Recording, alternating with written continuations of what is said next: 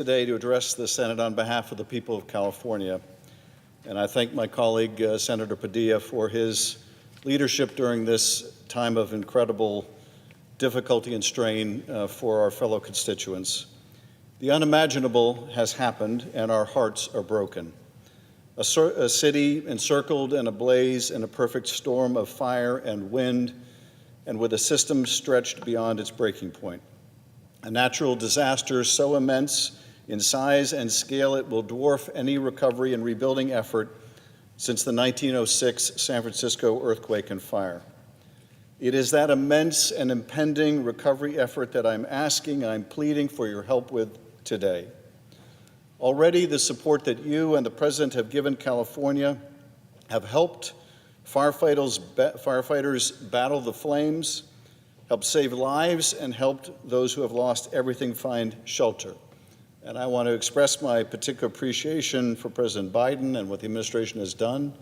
The almost immediate declaration of a disaster which unlocked important FEMA and other funding, the commitment to provide really 100% of federal funding for the first 6 months of these fire mitigation efforts. Very grateful for what the Congress and the President have done. This recovery is going to be measured in years, not months. Even so, we must bring a sense of urgency to the recovery and not let it linger. When the flames are finally out, the cleanup begins in earnest and the rebuilding moves forward with all haste. After the attention of the world has turned away from the raging inferno and its aftermath, ours in this body must not. Because the loss is immeasurable. Lives lost, homes lost, businesses lost, neighborhoods lost, pets lost, memories lost, neighborhoods simply gone in an hour. Entire communities burned to ash, families brought together in grief, churches and synagogues have burned down, but their members still gather as one. Because amidst the darkness and destruction, we have seen rays of hope. For when one part of our state is hurting, literally on fire, we all come together. First responders from all across our great state and so many others rushed to Southern California. A woman I met at a Red Cross Pacoima evacuation site, so grateful despite everything for the assistance that she was receiving, for the dignity with which she was treated by these Red Cross workers. She told me she plans to set up a $10 a month donation from her monthly Social Security disability check. People dropping off clothes and supplies by the thousands, so much that some of these centers are overwhelmed with people bringing material by. That's the California way. This is deeply personal for Senator Padilla and myself. We know so many families impacted by these fires because they're our neighbors and friends. I represented Altadena in the House of Representatives for decades. It is a vibrant, diverse community, a city of families, of places to worship, of deep culture and history. When I drove through Altadena just a few days ago, the destruction was complete. Entire city blocks razed. Homes, small businesses, schools gone in just a few minutes, like some post-apocalyptic scene driving around that area at night in which small fires still dotted the landscape amidst the rubble. It was hard to even recognize what I was seeing. The place where my wife and I got married burned to the ground. So many other community institutions vanished. The Altadena Community Church, gone. The Pasadena Jewish Temple, gone. Still smoldering, that temple, when I saw it, and burning inside like an eternal flame, a symbol of God's presence even amidst the unimaginable. The mountains above Altadena, once the scene of such beautiful greenery and nature, now charred beyond recognition. And just like Altadena, much of the Palisades are just gone. Fire ripped through this community, leveling entire neighborhoods. One bakery owner in Topanga described the fires that tore through her community simply as Armageddon. Charred cars, burned out furniture, block after block. These were generational homes and neighborhoods people are proud to be part of and raise their children in, now forever changed. In Altadena, Victor Shaw was found in his house holding a garden hose. He died trying to save his home. His sister Sherry barely escaped as the house went up in flames. One man, Zaire, was separated from his sister who lived next door. In the midst of the chaos, he was able to evacuate his baby, an elderly mother. But the next day when he returned, he found his sister's car outside her home and found her remains in the rubble. "Evelyn, why didn't you leave?" he asked. "Why didn't you leave?" One father who refused to leave the side of his son who had cerebral palsy, fighting to his last breath. The last words he said were to his daughter, "Baby, I'm getting ready to evacuate. I love you, baby. I gotta go. The fires made it to my yard." Anthony Mitchell, a hero. Edgar McGregor is well known in Pasadena for his daily trash pickups in the foothills. But now to the community, he'll be known for something more. In a Facebook post, he alerted residents 2 days before the fires to pack go bags. And when it mattered most, he typed 2 words: "Get out." Get out. His simple post may have saved lives.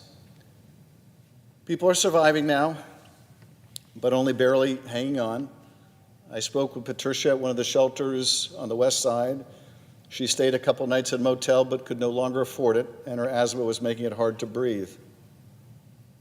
One firefighter, Jonathan, had been battling the blazes in the Palisades since the first night. I remember talking to this LA Fire Department firefighter, and he had told me he wasn't sure he was going to make it out when he was there during the early hours of the fire. And I asked him what that was like, and he said, well, there were flames in front of me and flames behind me. The water was running low, my communications were going out, and he said it was the closest thing to hell that I can imagine. One family in Altadena, who all lived on the same street, lost 3 homes. What was once a dream to live so close to each other had turned into a nightmare. Over the past week, we've seen firefighters exhausted and yet unyielding, waging war to save communities and lives and property. And in the last few days, we've seen some hopeful signs as the level of containment, particularly of the Eaton fire, has increased. More slowly, the containment of the Palisades fire. But we are not out of the woods. We've seen neighbors helping neighbors. We've seen Angelenos opening their doors to strangers, left with little more than the clothes on their back. These are the angels who remind us that even in our darkest hours, through smoky skies and uncertain times, we do not stand alone. Because what makes this city of Los Angeles so extraordinary, what makes California extraordinary, is that we are not defined by our tragedies. We are defined by our response to them. In Los Angeles, resilience is a way of life. It's what has allowed the city to rise from the devastation of earthquakes and floods and riots and fires time and again, and emerge stronger, more resilient, more united, more compassionate. This is a moment when we can and must call ourselves to the better angels of our nature, the angels that are all around us, the paramedics who rescued and evacuated seniors from a nursing home at the edge of a fire line, the volunteers I met who showed up at a shelter ready to help before anyone even asked, the father who stayed behind to try desperately to keep his son alive. In the coming weeks, after the fires are extinguished, we will seek answers. We must not do so for partisan gain or seeking fault, in fact, just the opposite. Because only with the truth about what went right and what went wrong can we arrive at solutions. I remember talking to one woman who lost her trailer in the Palisades. She wants answers about the lack of water to fight the fires. I want to know that too. I want to know if the federal and state resources we are fighting to procure will be enough to stop the next potential mega fire. I want to know what we can do to rebuild and rebuild with speed, so the neighborhoods that we lost can be reclaimed by the neighbors who have been displaced, and communities can come together once more. I'm grateful for the governor's efforts to streamline the permitting process so that people can begin to rebuild and rebuild quickly. And I want to know if there was anything more that we can do or could have done to save more lives and more homes. We should all want that. We should all want to rebuild because Los Angeles is one of our nation's great cities.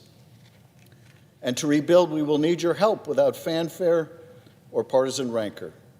We need your help. Just like we worked together to help rebuild New Orleans and Louisiana after Hurricane Katrina, we must do so again here. Just like after countless hurricanes struck Florida and the South, we rushed in aid. Just this year after Hurricane Helene, FEMA is still on the ground in North Carolina helping those in its destructive path. And we won't leave, we can't until the job is finished.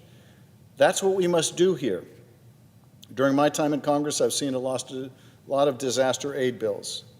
Never in my time have I ever considered whether an area votes red or blue. When people need help, we get them help.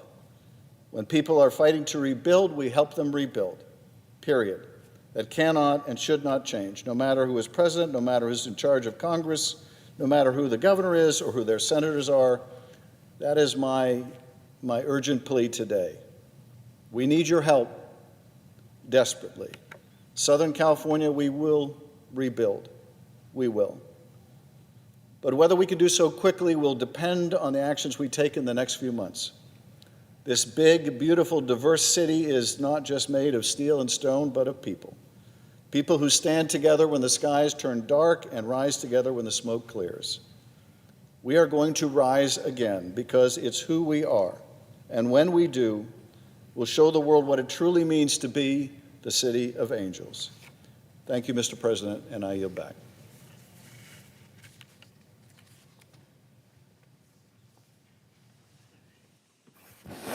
Mr. President, Senator from California. I suggest an absence of a quorum. The clerk will call the roll. Ms. Also Brooks.